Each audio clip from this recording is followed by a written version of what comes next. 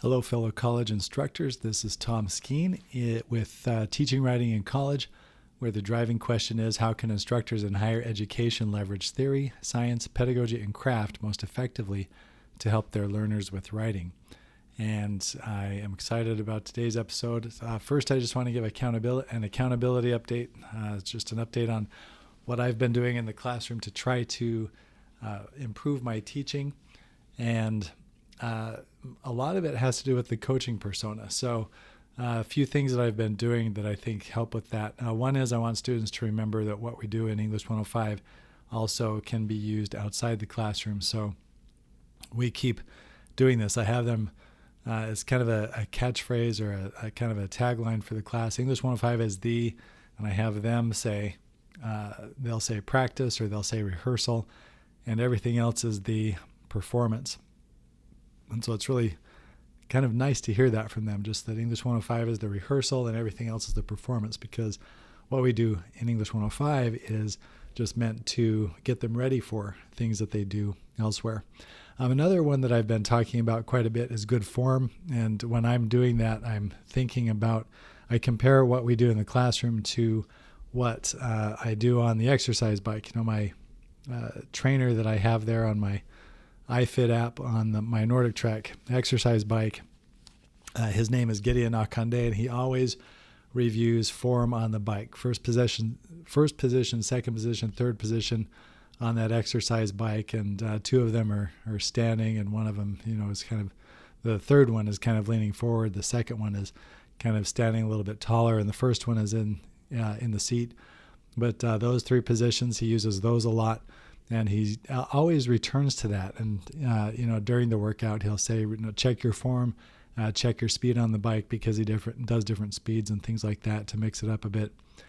And so just kind of that, a little bit of small metacognitive reminder on the bike, that can happen in the classroom too. And so I liken that to the notes, to the Cornell notes that I've been having students do with the cues and some of the notes that they take and the way that their summaries and things, all of those just little things. And then also good form can also mean, putting away the laptops at certain times. And there are times when I have them get the laptops out. We'll talk about that today as well.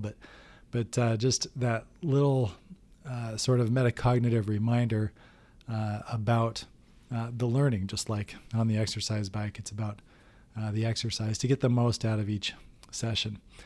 Another thing that I've been doing a lot with them is I've been sharing why I do what I do, which Gideon Akande also does. On the exercise bike, he will talk about why he has us change positions on the bike, or why we do different speeds or things like that. And every exercise, this one series that I really like has about 28 different sessions in it. And so it just, when I ride the bike, I kind of cycle through those sessions most of the time, and I do it for cardio. But he mixes it up. No session is the same. He'll change the way he uses incline, or he'll change the way he uses speed. He'll change the way he uses resistance, and he'll change up the three positions on the bike, of course. And so he's always talking about why he's doing that and how that enables the body to respond and once again get the most out of the workout. Instead of just doing the same thing every time, the body responds better with different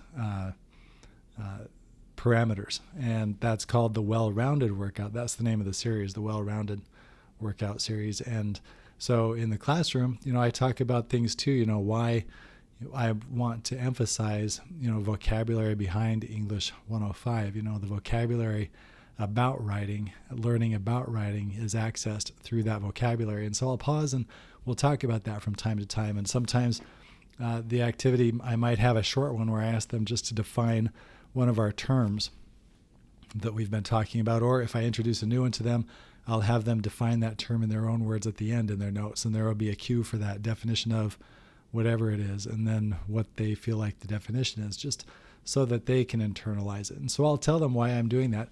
And I also have them do that when they are, I have them think about how they would do that in their other classes as well. So for just the vocabulary is the access to knowledge. And so we might do a short vocabulary exercise for English 105, the vocabulary we're using to describe writing and how it works and what some of the skills are that go with it. I will ask them, just take a moment and think about your other classes and what's one vocabulary item from your business class or your social work class or your engineering class or whatever they happen to have, and just define that as well, just so that they're thinking about that too, a benefit for their other classes. Also where they can use it. That's another thing that I've been doing, and so every once in a while I'll bring that in a little bit just to have them think about, not just in terms of a catchphrase, but I will bring in examples and have them look at those examples. One that I have coming up is I talked with my dad last night on the phone, and he was, I asked him, one of the things I wanted to ask was, when he was, for much of his career, he worked for a utility company for natural gas, and he kind of started out, in construction, doing pipe welding and stuff like that. He did that for a long time, and then he went into management, kind of got promoted into management. But I asked him, well, what kinds of things do you have to explain to people, or what kinds of things, kind of guide the way that you worked? And so I need to check into this a little bit further, because he sent me a link. He went and found online a link for some codes or standards for welding. And so I'm going to look at that, but I can bring that in because I'll have students that, might be going into civil engineering or something like that. And we have labs here on campus where they, the engineering students get exposure to building things. And so that's when I know I've got some engineering students in there with a lot of other students. And so I'll bring in something that might speak to those engineers this week. And as time goes on, I bring stuff in for other students too, and we go through them a little bit. And then the last thing, looking for one specific thing, just, in terms of kind of being a coach, just kind of the accountability side to it as well. So Gideon Akande talks about how, part of his job as a coach is just to hold us accountable, and we have to hold ourselves accountable too, because, I'm, of course, in my home with the exercise bike and he can't see me, but he kind of says that, just make sure that you're maintaining your own accountability. I'm your coach. I'll keep you accountable. I'll set the speed for you. I'll call out the different things that we're going to do, and then it's up to you to do them. So I do that with students too. And in the classroom, I can also hold them accountable by asking for, or just letting them know that I'm going to look for one specific thing in their notes, one specific item that we've done. Like maybe it is one of the definitions that we did that day, or maybe it is one of the little pieces of practice that we did that day for a particular skill. And the cues in the notes, the Cornell notes, are really good for helping with that. It helps me see their notes, and then it helps them use the notes later. And so that's kind of the other half of it. I don't want it to be just me trying to hold them accountable and give them participation credit. It's kind of a win for them. They can get the participation credit, but then there's another win, which is they could use their notes in another class. And I've talked to them about that a few times, where, once we get these notes down and you have had a chance to practice some certain things, you can take those notes to your other class. And if you have an assignment where there's some kind of communication involved, you can go back to your notes for English 105 and see, what skill you might pick and then apply to whatever else it is that you're doing. And so that's quite a bit for the accountability update today. I've been doing these things over the past few weeks. This is just kind of a summary of things that I've been doing, just related to kind of the coaching side, where I'm kind of pointing out, here's what we're doing and why, and how can we maintain that learning throughout the class period.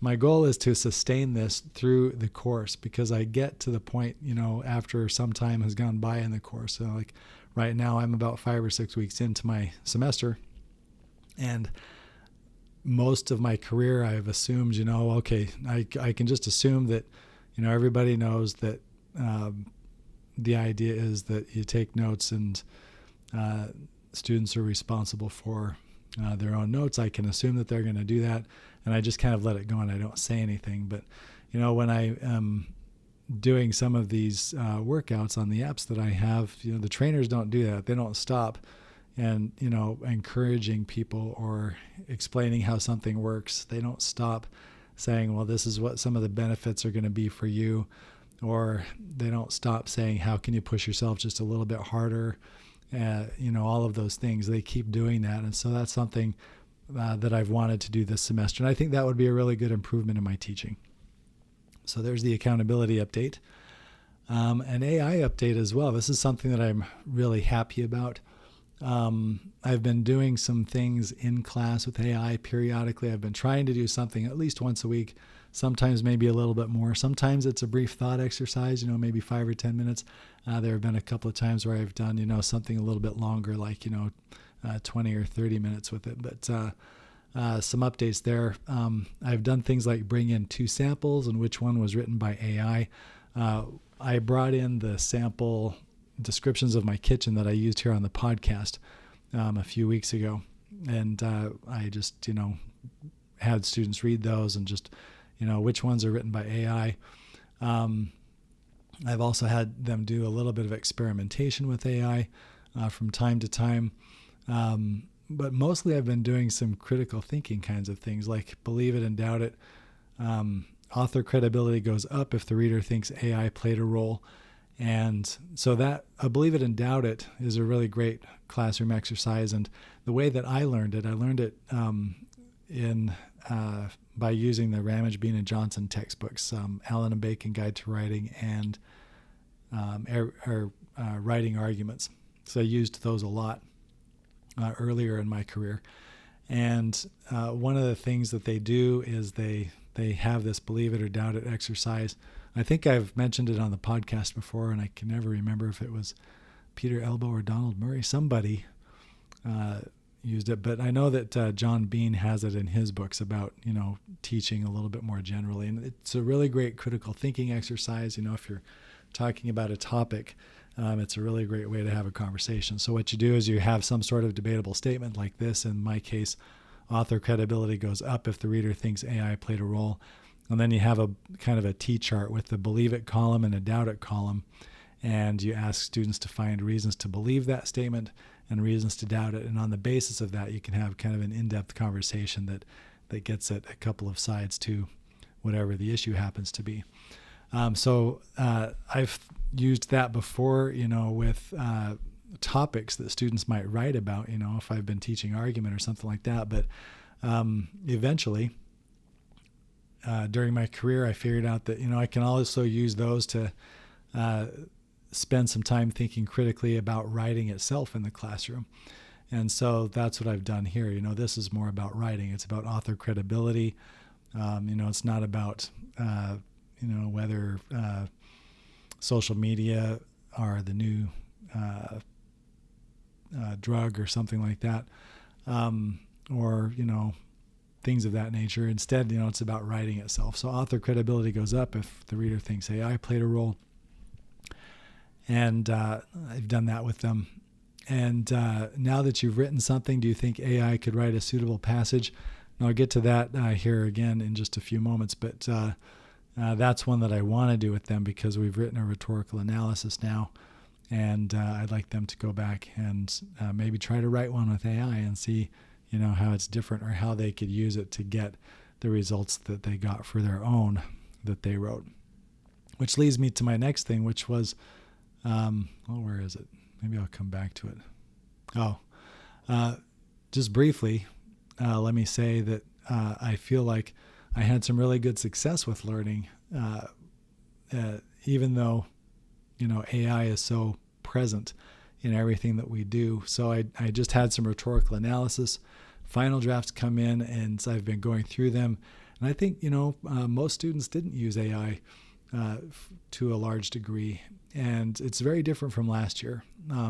Last year at this time, I was faced with, I had a bunch that were rhetorical analyses, but then I got a lot of position papers, even, though we had gone through rhetorical analysis in a lot of detail. so that was, something that I had to kind of figure out last year. How can I go back with this and help students with rhetorical analysis after a lot of them had written position papers, which was something I had never encountered before. And so that was something last year that I was dealing with.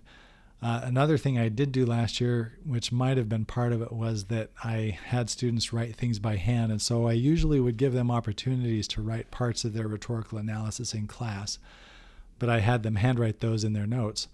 And this year, I had them use computers to do it.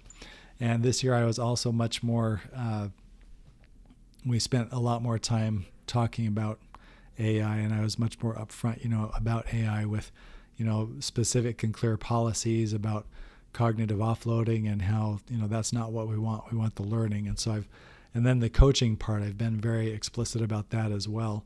So I was thinking about AI, doing the coaching part, finding ways that it pertains to things that they've been doing. That's all stuff that I've been doing this year, all of the stuff that I just described. And I think a lot of that has led to better success just with their learning. And so I think that's been a really great change that I've seen. I've been really happy with that. But I thought that I could share just a few things here. So in this Believe It and Doubt It, I just want to share one of these Believe It and Doubt It's that I did. Writer credibility goes up when a writer uses AI.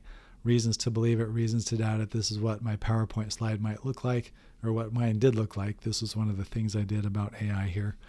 But so the cue for their notes was believe it or doubt it. And then the notes, I just had them state writer credibility goes up when a writer uses AI, and reasons to believe it, reasons to doubt it.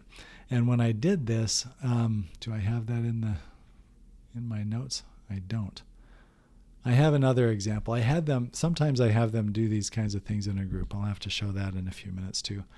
But so this is a sample of what I did.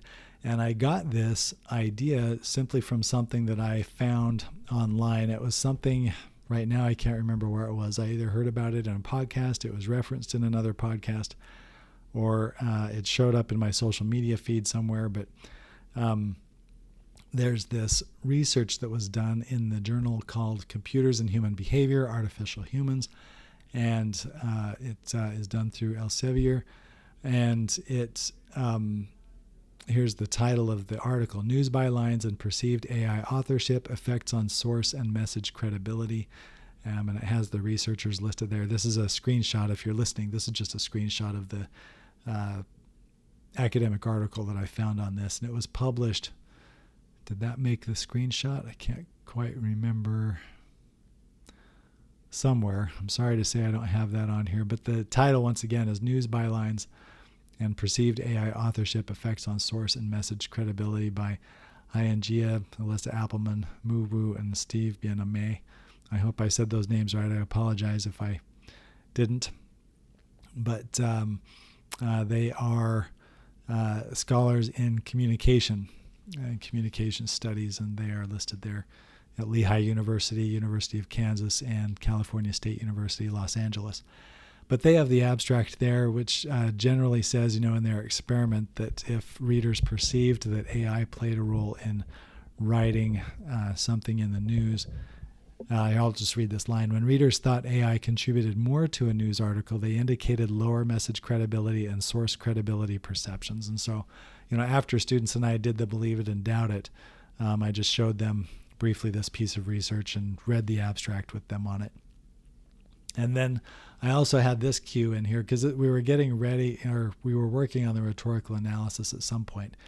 And I had this cue after our discussion about the research article, predicting Dr. Skeen's thinking, because we are, once again, I just want to, with the elephant in the room, one of the big elephants in the room is, what is this course worth to me and as a student, and what's the teacher thinking? How can I get the best grade and stuff like that? And so I try to adjust those things very explicitly. So this was my way of trying that cue, predicting Dr. Skeen's thinking. Given everything we've said about AI, what do you think will be going through my mind as I read your rhetorical analysis final drafts? We were kind of getting to that stage. And so I gave them just a moment to write a sentence or so about that, about what they thought, and then we had a discussion about it.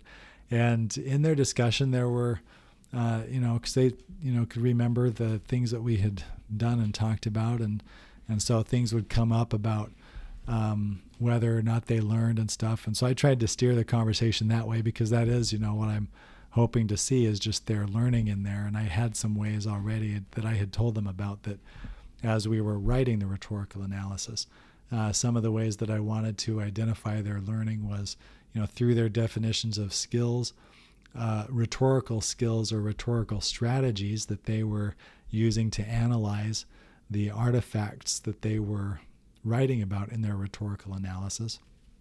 And so that's was a big indicator to me. Do they have definitions of those? Do they just explain briefly how they work? And then another is were the samples that they used from their artifacts related to that? And were they doing some of the other things that we had done in class? Like, did they have, summaries of their artifacts? And we also went through a little session where they wrote about the potential effects. Did it nudge the audience in a certain way in their rhetorical analysis? Did they talk about that? Did it nudge their audience in a certain direction? How effective did they think the article was? Or not the article, sorry, the artifact. How effective did they think their artifact was in being persuasive for their audience and things like that? So it was all stuff that we had learned about rhetoric and writing and audience and communication and things like that. And the big thing is that I was just hoping to see those kinds of things. And so those kinds of relationships among the things that we learned in class, and were those applied to the artifact. And then another one was, what did they learn? Part of what I asked them to put in their conclusion is, what did they learn about communication or writing from this experience of doing this rhetorical analysis? And so we worked on that as well. And so it was really about their learning. It wasn't necessarily about whether they used AI, but we talked about that. And they talked about the limits and parameters, that we had maybe discussed in previous weeks. But that was what we were doing. So just trying to take everything and just make it, as transparent, I guess, as I could. And so that's where I felt like I had that success. I'd also like to just walk through briefly a sample of what I did in the classroom of summary writing. Maybe I can do that. I'm trying to think. I might save that for next time. Maybe I can do another episode here in the very near future just to show that, because I have been talking for a little bit and I have some other meetings and things that I need to go to. But I really appreciate you watching and listening, and I hope your semester is going well.